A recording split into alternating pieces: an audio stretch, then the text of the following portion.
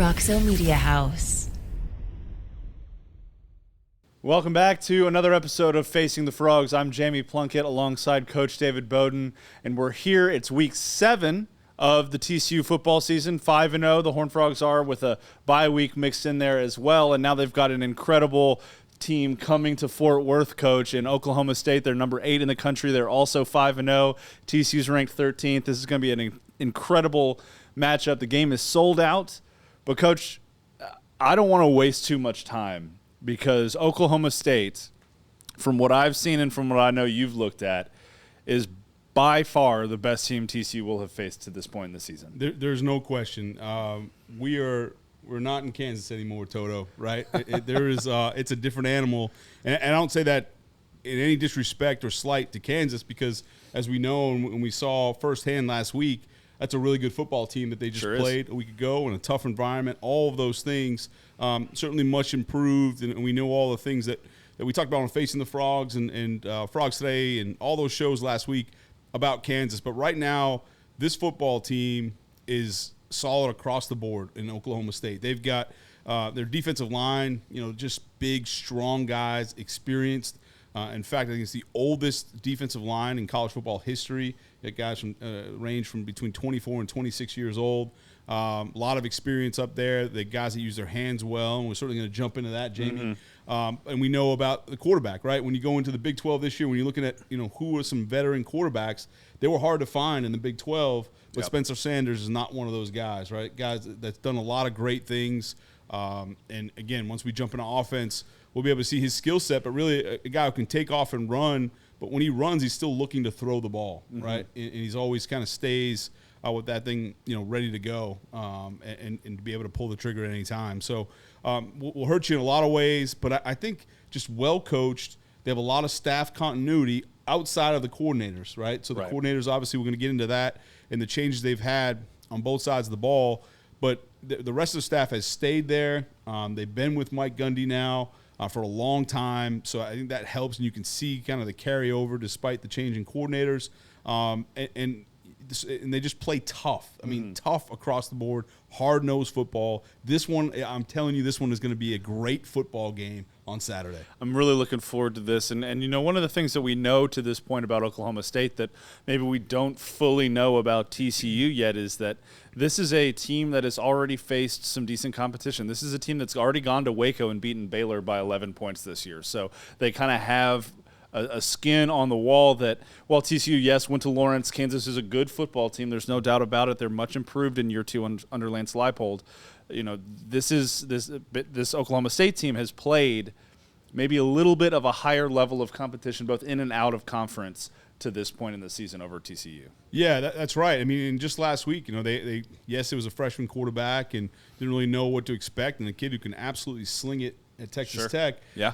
But they did a good job, so they can hold guys. I mean, obviously they had to face that was a true air raid.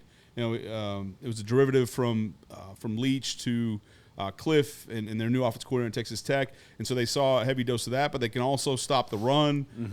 Yes, they've played some big time games already. And so that won't scare them, right? I mean, and I hate to use that. It's kind of a cheap way of putting it, but they're not going to be intimidated going into what should be another great environment at the Carter. It's a place that it's another sellout. They just announced that, so that's exciting. So all that stuff, but they're going to be ready for that part of it. That won't be the issue, and the rest will just have to happen on the field. Yeah. So Texas Tech traveled up to Stillwater last Saturday to play Oklahoma State. Oklahoma State won that game 41-31.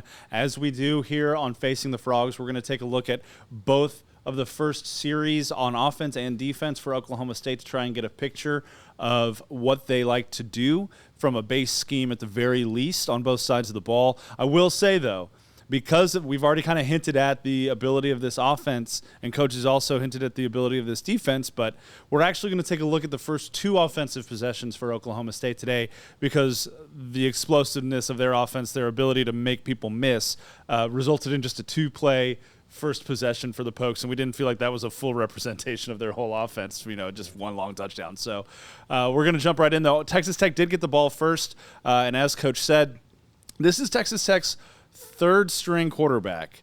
Baron Morton, I believe is his name. And he was a kid that came out with full confidence for Tech. But let's talk, obviously this is an Oklahoma State preview. What do we see on film here from Oklahoma State during this possession, Coach? Yeah, so brand new coordinator, Derek Mason.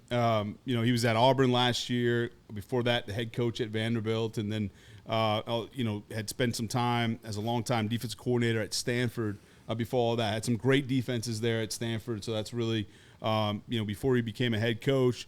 And, they've had Jim Knowles there a long time as a defensive coordinator who's now at Ohio State.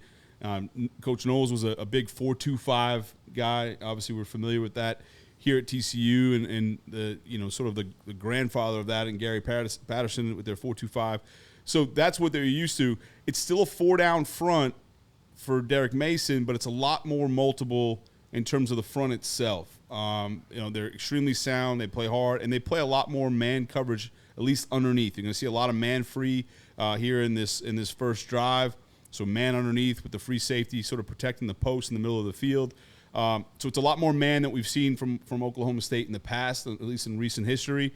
And I know that the receivers for TCU are fired up about that. So we'll jump right into this here, and you can see that 4-down front, and they're going to play it, pretty straight up. They're in coverage. This is called a lot of people refer to this as cover 6, and what that is quarter, half. Okay, so meaning it's quarters on this side of the field. It's a split field coverage, and then more of a cover 2 look on this side of the field. And we're going to see this a lot, but they don't want to give free access to that boundary, right? Meaning that way teams can just kind of 3-step you to death, right? They can just kind of throw it out there if you give free access. So you'll see a lot more of a squat corner to the boundary side and a lot more quarters to the field. And so when you're playing quarters to the field, this is going to be your run support player. He's going to insert himself, and then the corner will bail. And then this will be your run support player to the boundary. But I want to take a look. So we'll run this through, but then go ahead and look at the end zone and what Oklahoma State does well. And, again, this goes back to that experience along the defensive line. You can see this is number 30, Colin Oliver. They've got to really kind of rotate about 3 guys for 2 spots, okay, between these defensive ends.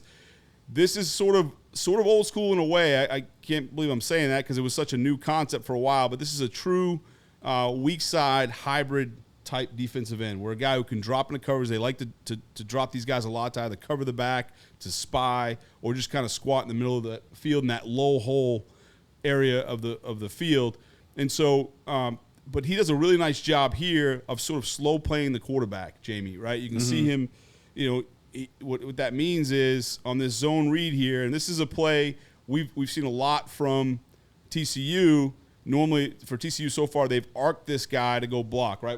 We've talked about that a bunch, whether it be on Dissecting the Frogs or what they could do here on facing. And the only difference, they just send Texas Tech sends them in an arrow, but similar play. Okay, back to the defensive end. He stays square, all right, and because his shoulders stay square. Okay, that's a give read, all right, for the quarterback. However, he stays square and squeezes his gap down, does a really nice job. So now it puts this quarterback in a bind. If he pulls it, he's still in good position to make the play. If he hands it, which he does here, then he can fall in because he's already squeezed that gap down to help on the running back. So It does a really nice job. That's you can see him shuffle his feet and squeeze the gap, but keeping his body square at the line of scrimmage, not coming too far up the field. Again, this is what young defensive ends always want to. They see ball, get ball, right? It's sort of a high school mentality. And the fact that he doesn't come up the field, because what happens is if you do that, and that's what young defensive ends do, then this back just cuts that thing right behind him, right? So he plays this perfectly. You can see him fall in and make the play. And that's a heck of a job. Again, goes back to that experience along the defensive line for Oklahoma State, Jamie. It's all about fundamentals. Fundamentals in the middle of the season, every single week, fundamentals, and having an experienced defensive line, absolutely. Guys like Connor Oliver absolutely make this a potent defense up front. So that was obviously a loss on first down, 2nd and long now for Texas Tech, and what do we see from Oklahoma State? Yeah, so now you're right. So it's 2nd and 12 here, and you can see, what I was talking about a little earlier. This is Colin Oliver again. But now, instead of playing up here, he's going to drop to the middle of the field. So now they're going to drop 8 into coverage. Texas Tech comes out in just a simple 2-by-2 formation here. Obviously it's a passing down, and really they got this safety spinning down into coverage. He's going to pop out, and then this safety's going to work to the middle of the field. All right, we'll let it play just here so you can kind of take a look. But they're mixing it up. That's going to be a constant theme here as we go through this stuff, but they're constantly mixing it up. So they show the 4-man front, okay, and then they're going to move. You're going to see this here. They're going to move to an odd front. So they've got contain here. The nose is going to work down over the center, okay. He's going to work outside on this edge here, and then we're going to get this guy popped to the middle of the field. All right, and he does that, and then he's able to cover the running back out. And so, it's if you go back to the coverage, again, Jamie, they're constantly mixing things up. So it could either be, it can either be on this one some type of zone, 1 high, so 3 deep, or what they call Rip Liz match, which is a big Nick Saban thing that they developed and have tinkered with for years. But what that is if everything's vertical, then they'll stay vertical with them. It's almost like man-free, like we talked about earlier. Mm-hmm. If there's any under routes, which we don't know, we don't see them here, but if these guys went inside at all, they would pass it off to the linebackers. And so, again, just mixing mixing coverages it up, showing one thing, doing another, a lot of disguise pre-snap. So just within 2 plays, we've seen 2 very different presentations of this defense for what is a rookie quarterback in Texas Tech's quarterback on this drive. But, this is where Oklahoma State wants to find themselves in a defensive position. 3rd and long, Parker Fleming, friend of Frogs today, he's been on the show with Brian Estridge a couple times. Stats War is his Twitter handle. He does a lot of kind of deep dive analytics, and what he has just kind of uncovered about Oklahoma State's defense is their 3rd and 4th down success. They're allowing offenses to convert on 3rd and 4th down at a rate of 36%. That's 31st best in the country. So this is a defense that really thrives on putting opposing offenses in 3rd down and 4th down situations because they know that they're capable of getting a stop.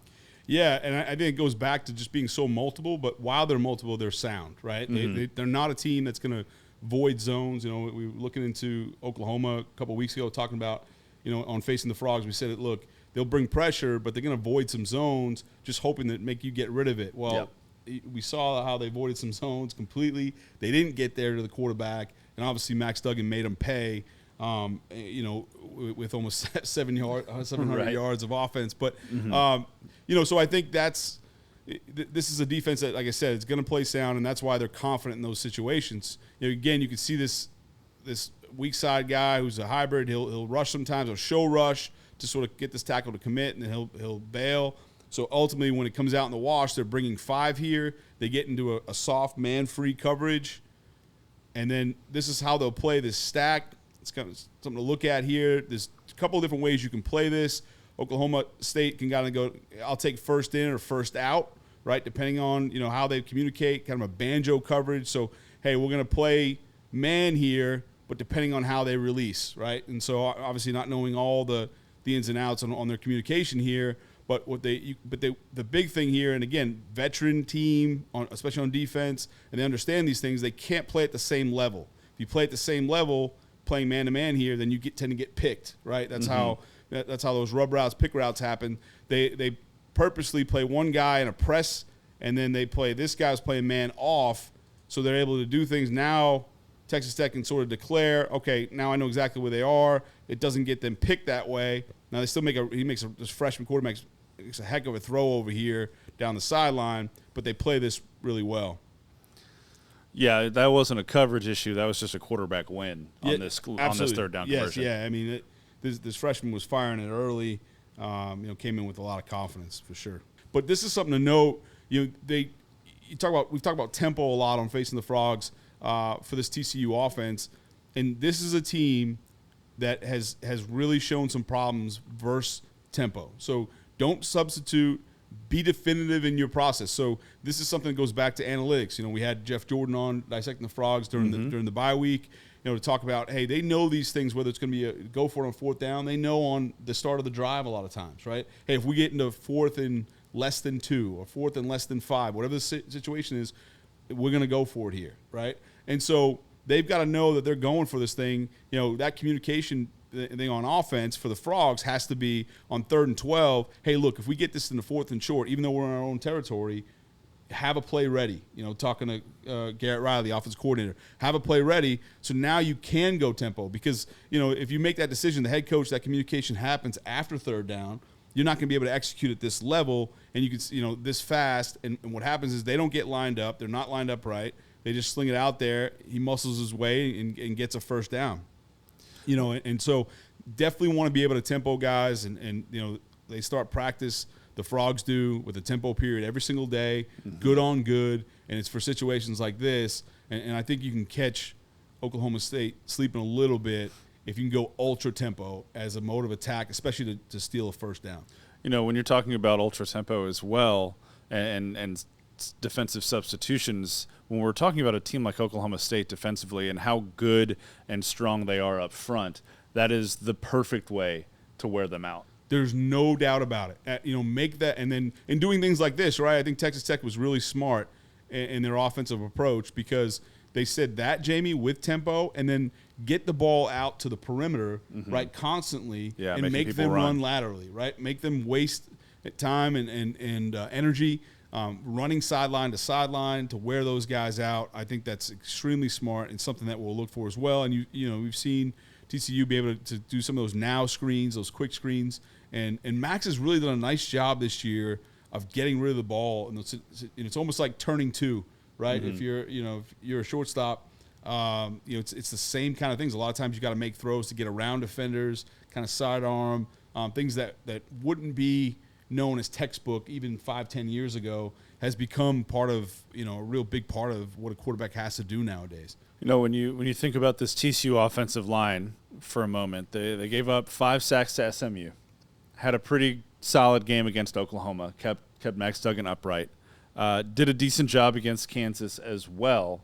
But with this kind of being a different beast altogether in Oklahoma State, how do you envision TCU just on the offensive line holding up against this defensive front?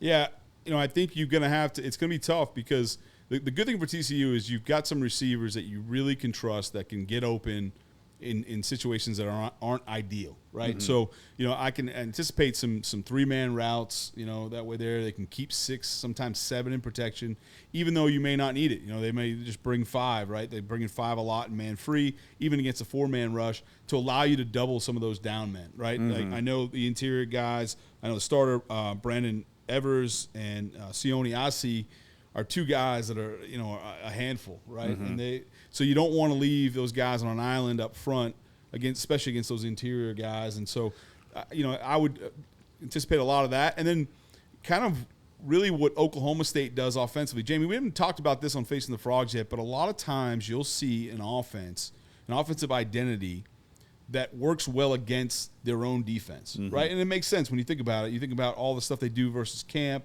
you know, and kind of how their offenses morph and evolve, not only year to year, but just from camp going into the year. You're seeing your own defense. So you're obviously going to keep calling things during camp that work well. And so one of the things that Oklahoma State does offensively we're going to talk about is just, you know, not being afraid to run play action and move the pocket and do those things, even on 3rd and long, right? It's not just drop back pass. And, you know, even though there's not a big threat of run during those situations, it just helps their own quarterback. It helps change the launch point. It helps in protection. It helps move people's eyes. So those are all things that would really bode well for TCU and Max Duggan. He's a guy who can move, you know, throw really well on the move, and they want to be able to protect him. So I would look for them to do a lot of stuff that, frankly, that you know, the Oklahoma State is doing themselves on offense. So as we kind of keep moving through this first drive, you know, we've seen a multiplicity of looks from Oklahoma State's defense, but Tech is still kind of ever so, you know, just methodically kind of moving the ball downfield.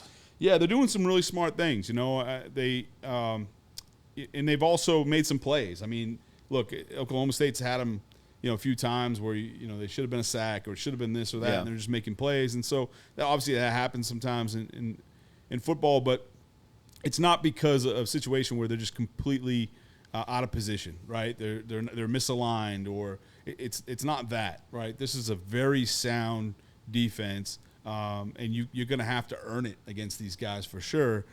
So thinking about everything that we've talked about to this point, who are some TCU players offensively that might be able to have a little bit of success against this Oklahoma State defense? Yeah, I think you're going to have the tight ends. You haven't seen a lot from them in terms of possessing the ball, right, and a lot of different targets.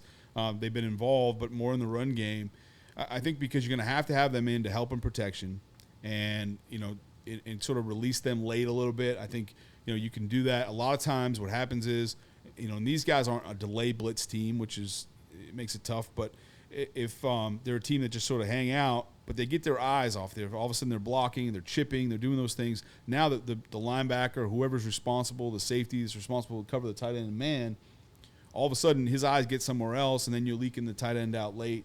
So, we haven't seen a lot from the tight ends, but I could see them, having a day really, on this one for the first time this season, really, where they'll be an integral part of the offense in the pass game. As long as Max Duggan stays upright, and we know he's pretty strong and pretty mobile.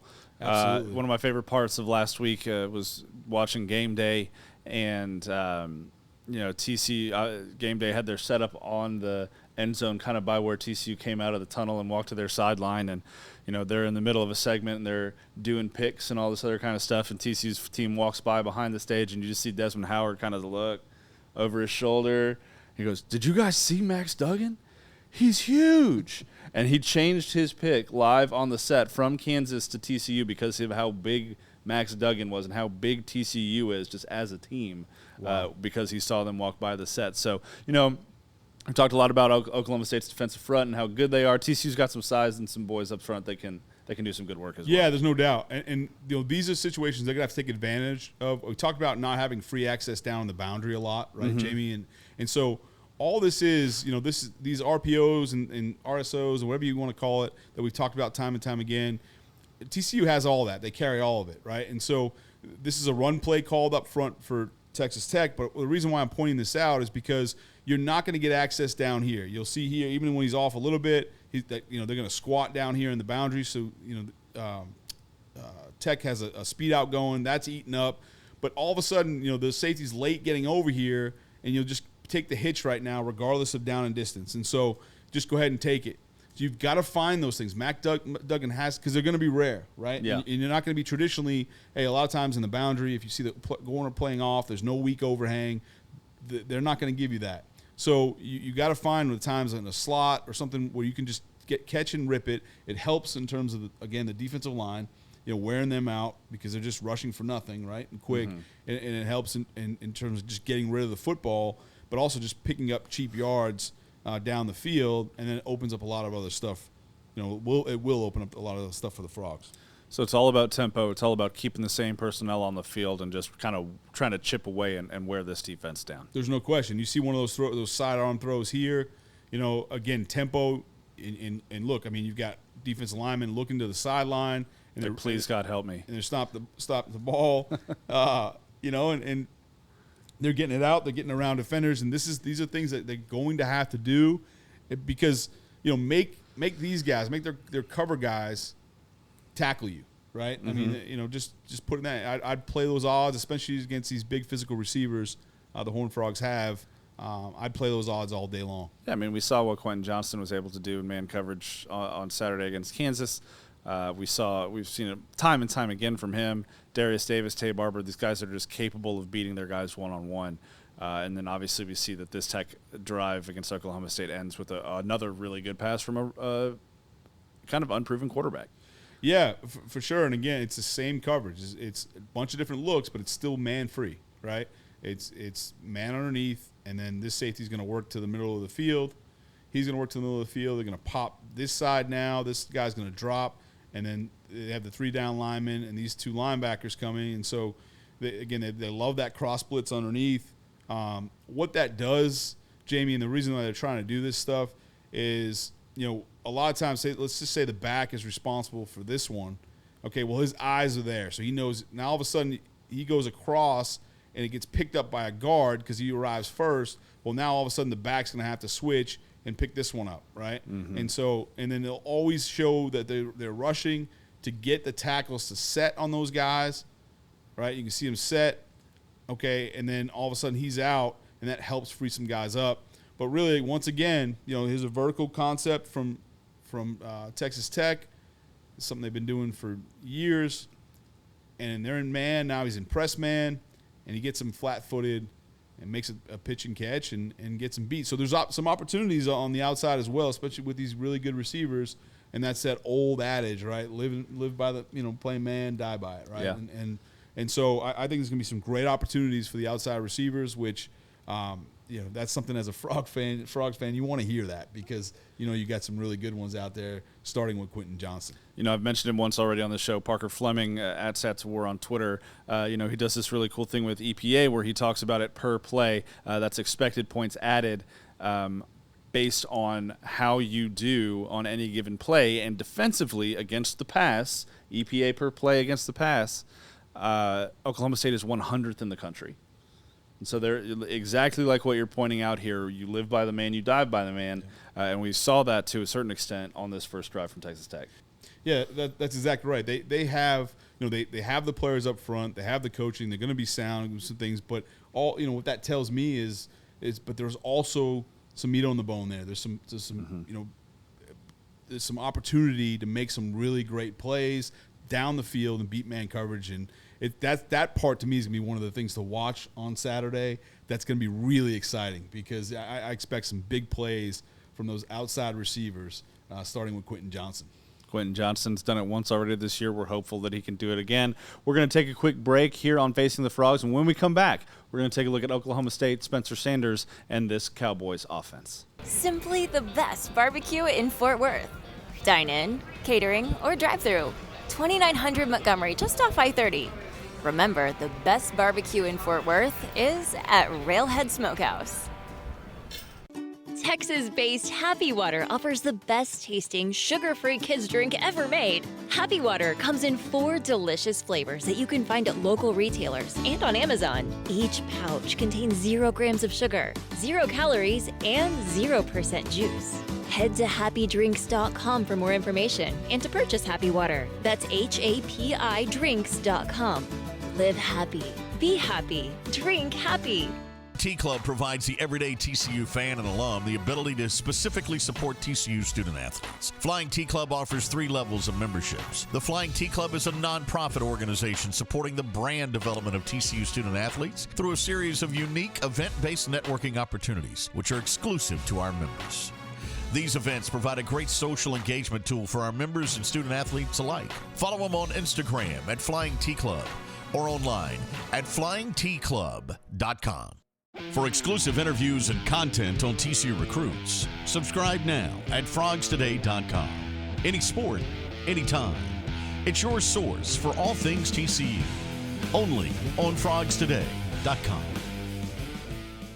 Welcome back in on Facing the Frogs. Jamie Plunkett here alongside Coach David Beaudin. We've just broken down Oklahoma State on the defensive side of the ball. And, Coach, we've got a 4-year starter at quarterback for Oklahoma State. Spencer Sanders is there. They've got a offensive coordinator who's been there for a couple years now, is establishing himself on that side of the ball as well. So let's break it down. Obviously, we're going to take a look at the first 2 possessions from Oklahoma State, like I said earlier, because they both happen pretty quickly. But, Coach, give me your perspective on this Oklahoma State offense. Yeah, so we've talked about on the defensive side, and they had a recent coordinator change. They had a coordinator change here in 2020, Casey Dunn. He's a guy that's been on staff since 2011 with Oklahoma State, and so Mike Gundy's done a really good job that developing offensive coordinators, honestly. But the entire time he's kept the same offensive identity. Does a great job of keeping that identity. And so for who are the Cowboys? They're a team that is always going to have big tight ends, strong guys, guys that like to mix it up, a lot of split zone. They're going to have tough guys, right? Yeah. And that's been the identity under Mike Gundy, regardless of the coordinator. He's brought in guys that have come from the Division II level, who worked their way up and become coordinators. And as he rotates out, Casey Dunn has stayed there the entire time. So he knows – he's kind of taken a little bit from each of those guys maintain that same identity. So it's been somebody who's familiar with and who, Mike Gundy has a lot of trust in. You mentioned Spencer Sanders, Jamie, and he's a guy that obviously the experience that you talked about, he's also a great runner, he can sling it. But really, when he's running now, through his experience early on in his career, he ran to just take off, right? Yeah. Read 1, 2, take off and run. Now he's running to throw, right? Mm-hmm. He's always got the ball on platform, looking to throw. They do a great job in scramble drill with these guys. It's a choreographed scramble. So you'll see things where it's not just people running around. I mean, this is something that you can tell there's a lot of work that goes into it. And they'll say, hey, if you got a square in coming to you, and all of a sudden your quarterback rotates to the right, I know I've got to go to the corner, break to the corner, and all those things are practiced. Everybody has rules, so there's not people just running into each other. And we got a quarterback like this that can throw on the run, that can move, is a superior athlete. It becomes really dangerous when you combine that with the big guys up front. And then these H-backs here, that's called their cowboy back, and they have a coach just for those guys for that position. And they use one of their 10 on-field assistants, so obviously they put a premium on that position. And, again, he brings a lot to the table, and we're going to see that here as we start this first drive for Oklahoma State. Couple of numbers for you guys. Oklahoma State is averaging over 46 points a game through their first 5 games of the season. That is up a tremendous amount from the last 3 years of Spencer Sanders at the helm. You can go. I wrote a quick look about Oklahoma State earlier this week. It's on frogstoday.com. Give you a couple numbers for Oklahoma State's offense there. That's the big one, though. Another big one for Spencer Sanders, too. Four-year starter now. He's was kind of forced into this role as a true freshman. He's been nothing if not consistent, Coach. He's freshman year, 63% completion rate. Sophomore year, 63% completion rate. Junior year, 62% completion rate. So far this year, 62.5% completion rate. He knows who he is as a quarterback, which means that the coaching staff knows who he is as a quarterback, and they have designed this offense around his skill set. Well, you're exactly right. It goes back to what we talked about earlier on about Max Duggan. What can they do offensively? Continue to move his launch point and continue to throw on the run. That fits his skill set. Well, they do the same thing here. Like I said, it doesn't matter to them. And we're going to see here there's a 3rd and 10, and they're going play action, right? Is there a huge run threat there? No. But they know that's best for their quarterback, and they really understand who he is, and they play up his skill set. You're exactly right. This first one here, it's a zone out of this bunch. Now, you've got to be cognizant, the Frogs do, in their personnel. I know it goes without saying for most defenses, but they got to know that in these sets, this is not a bunch, 3 receivers. Obviously, you can see here, there's 2 big tight ends, and they'll have this is typical for them, and they'll run this split zone. So everyone's running zone this way. And then again, they'll take this cowboy back, as they call it, their H-back, bring him across the formation downhill, and they're trying to kick that out. And then when they hand this thing off, they're trying to wheel that thing back, behind that cutback behind that kick out. What they're doing here is they'll have this ghost motion this ghost action behind, and what they'll do here is they'll fake this one to hold that backside, again, trying to widen these guys as much as they can to try and get the ball cut back. So on zone for these guys, it's an A-gap run zone. I mean by A-gap is between the guard and center is their aiming point, but they're continuing to look to cut the thing back. That means all that and all these lines and all these things that are going on means these linebackers for TCU, okay, guys that we've really praised, Jamie, on this show and throughout with Jamoy Hodge and Hodges and Marcel Brooks has been in there and obviously D. Winters. They can't be so fast flow, all right? They can't be running, they see flow going this way. If they just fly over the top, well, now again on that cutback, they're not going to play. So you've got to kind of rock to this thing and hang back, and the backside linebacker has to be able to play that thing for cutback. And that's going to be big. And so they also, as you can see, and this helps, they insert another hat down here with their safety. So now when they do get the kick out on the defensive end, he's able to insert himself. And the nice thing for TCU is playing with those 3 safeties is now here's another guy that can insert himself. And I think it shows why Joe Gillespie has had so much success against Oklahoma State while he's at Tulsa. And I think it was 340-something yards he gave up last year and 287 the year before. obviously with inferior talent at Tulsa, so he's had some success. I think the play of those safeties is a big reason why. Yeah, this is something that we need to remember, is that Joe Gillespie has seen this offense almost as much as any defensive coordinator in the country, which is nothing but helpful for TCU. Another thing that's helpful for TCU, you mentioned Tech dropping a safety into the box there to help out on that play. TCU has some safeties, like you've kind of mentioned, Coach, that love to get involved in the run game. I had a chance to talk to Abe Kamara on Wednesday of this week, and I kind of asked him, I wanted to get a little bit out of him. I said, Abe, it seems to me like you guys at that safety position really like to see if you can outdo each other and how hard you're hitting someone at the line of scrimmage. And he smiled and he said, yeah, it's a little bit of a competition. So I have a suspicion that we're going to see Abe Kamara and Mark Perry specifically kind of getting their noses involved, getting dirty in the run game here. Yeah, Mark Perry's leading the team in tackles right now. Yep. He has one more than Hodges, and we obviously saw the big hits, especially last week from Abe Kamara, and he's not afraid to lower the boom, that's for sure. And so you're right. Not only will they be in position, but when they arrive, they're able to get the job done. When they get there, and I think that's really bodes well for the Horned Frogs for sure. And Jamie, we talked about defensively how many different looks they give and them mixing up. It's the same thing on offense, right? It plays into the fact that they're going to do different things. They know their strength of the quarterback. Being a superior athlete, they're going to show here straight quarterback sweep. And it's important to note, you look here, he's got the ball tucked away as if he's running it. So now all of a sudden they've got guys flying up here, defensively for Tech, because they all see him tuck the ball away, and then they run a nice switch vert here. They get this safety covered up. These guys are, already lights out. And this guy, again, what's good against their defense, right? We talked about all the man free that they showed, showing one thing and all of a sudden getting their eyes somewhere else, either the run game or with motions and things like that. This is a good example, right? This is something that Oklahoma State understands really well. And now all of a sudden this guy pops free. He shows block first, and then he pops free, and then he makes a heck of a play afterwards. As you'll see, a heck of a cut. Yeah, it sure is. And he'll get all the way into the end zone from there. And again, just showing quarterback sweep. The offensive line does a really nice job on the backside here, and making sure that they, if you notice, they'll get depth on the backside. This is a really experienced, really good offensive line. They'll get depth back here, and they're able to make sure they don't get run down from behind.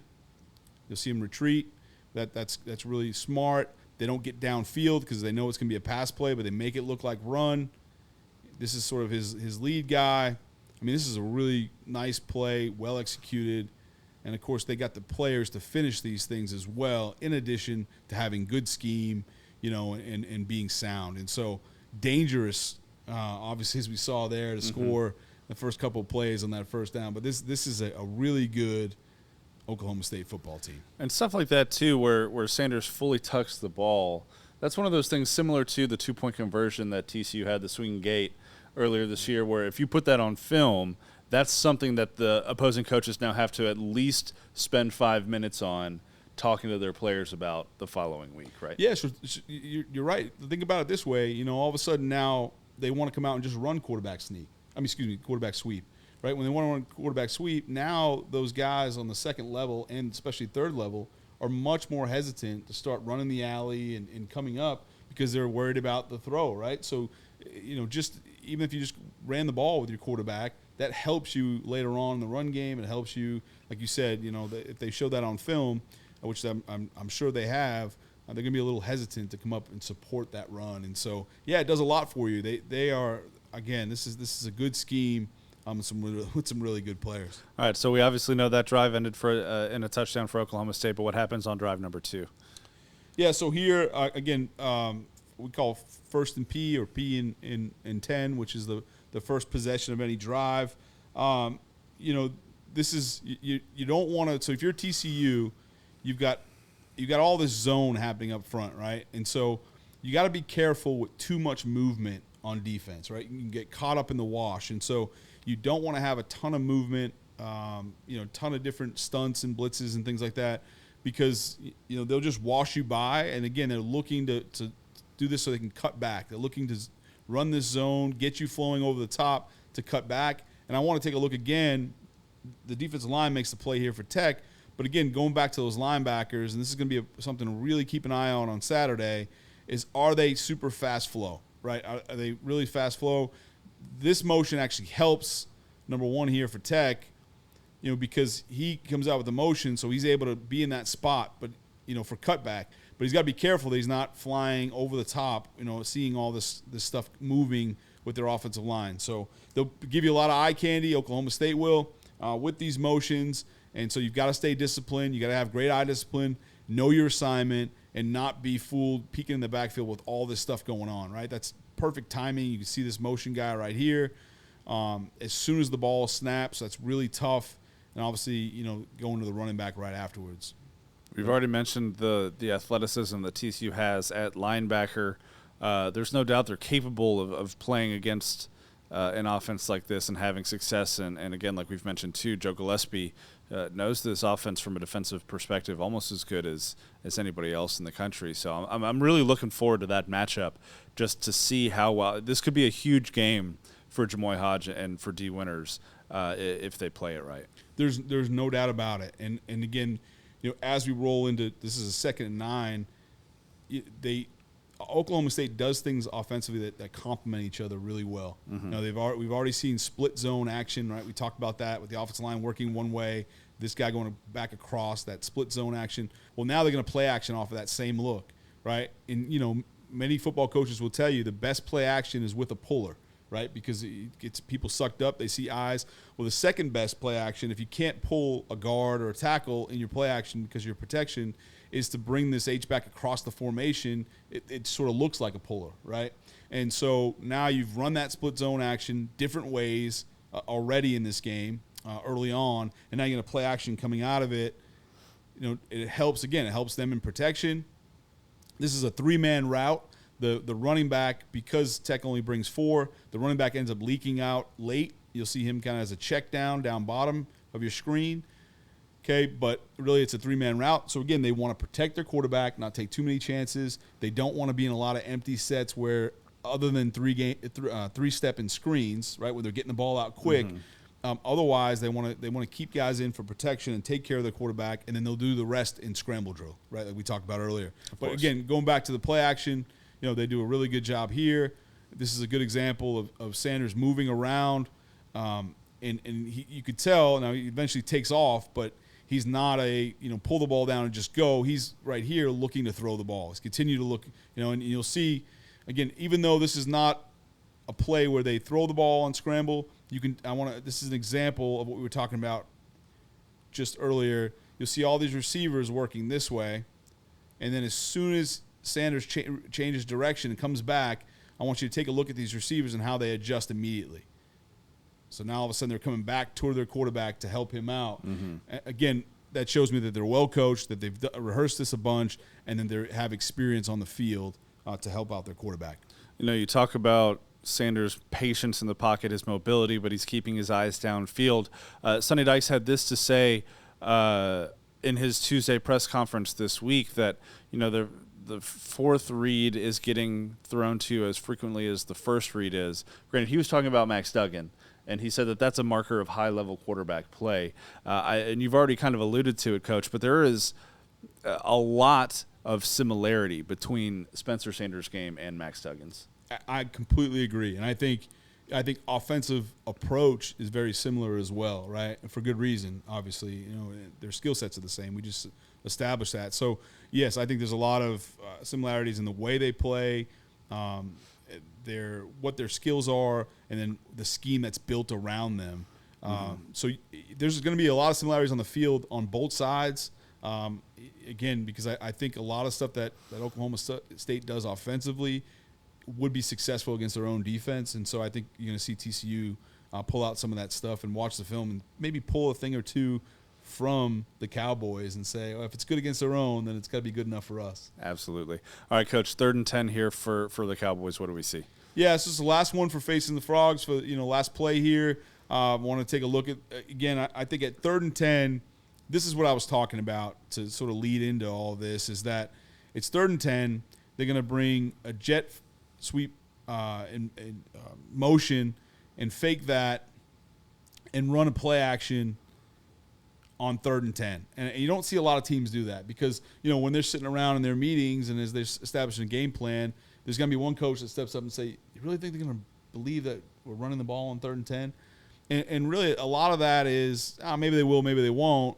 But if it causes a second of hesitation, then they say it. But really what they're doing it for is because, once again, their quarterback, right? They know that he does it much better when he's got a little bit of movement. He's not just straight drop back.